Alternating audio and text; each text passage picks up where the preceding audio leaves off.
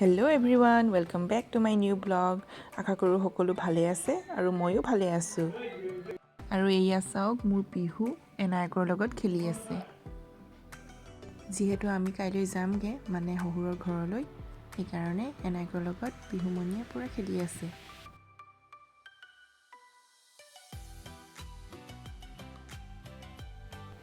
আৰু এইফালে মায়ে সান্দহ চাউল ভাজি আছে যিহেতু ভোগালী বিহু ওচৰ পালেহি।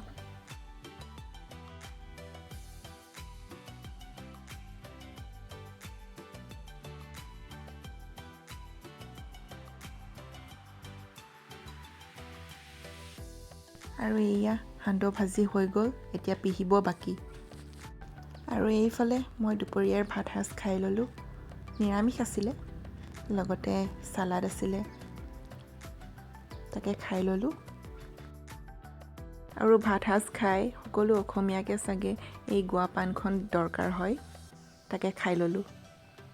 আৰু এইফালে বৈ তিলপিঠা বনাব ষ্টাৰ্ট দি দিলে, যিহেতু ভোগালী বিহু ওচৰ পালেহিয়েই।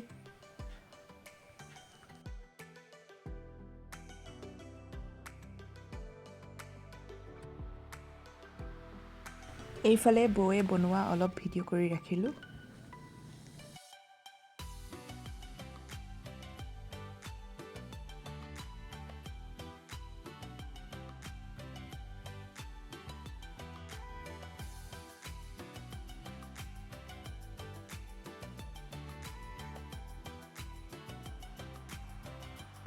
আৰু এইফালে চাওঁতে চাওঁতে মোৰ যাবৰ হ'লেই।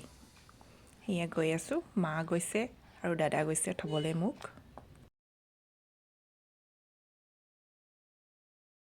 আৰু অলপ আছে পামগৈ আৰু এইজনী হৈছোঁ মই।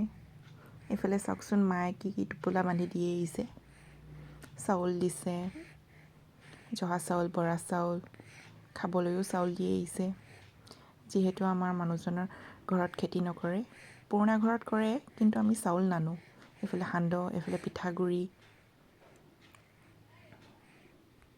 এইফালে আকৌ ইভিনিং টাইমত পিহুমণিক শিকাই আছিলোঁ দেউতাটো ক'বলৈ। তাই কি কৈছে শুনকচোন। হাই দিতা, কোৱা। এপি, দিতা।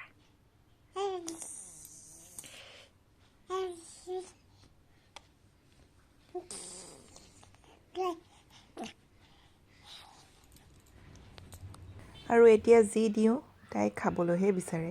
এইফালে দি দিলোঁ বহী এখন আৰু ৰং পেঞ্চিল এডাল। তাই এইখন নিলিখি একো নিলিখিলে মই লিখাই দিলোঁ, তাৰপিছত আকৌ খাবলৈহে লাগে তাইক।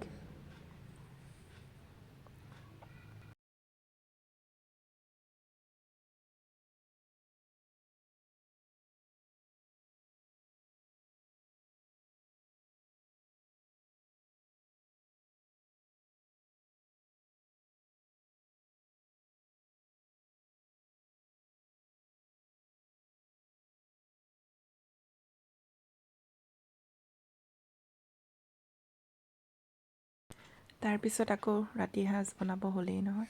এয়া ডিম আলু বইল কৰিছোঁ, সনাকৈ খাম ভাবিছোঁ। এইফালে দাইল পাতি থৈ দিছোঁ খুতুৰা শাকৰ লগত। তাৰপিছত এয়া বিহুৰ কাৰণে খিচিৰি, আলু দাইল ভাত, তাকে খিচিৰি কৰি খুৱাই আছোঁ। তাৰপিছত এয়া শুব হ'লেই নহয়। তাই শুওঁতে চাওক কি কৰি আছে। এইফালে আঙুলিকেইটা কেইটানো আছে সেইটোকে হিচাপ কৰিছে নে কিয়ে কৰিছে তাইহে জানে আৰু।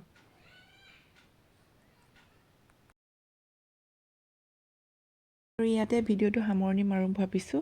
ভিডিঅ'টো চাই যদি ভাল পালে আপোনালোকে লাইক, শ্বেয়াৰ, কমেণ্ট কৰিব নাপাহৰিব। আজিলৈ আহিছোঁ আৰু এটা নতুন ভিডিঅ'ৰ সৈতে আপোনালোকক লগ পাই আছোঁ।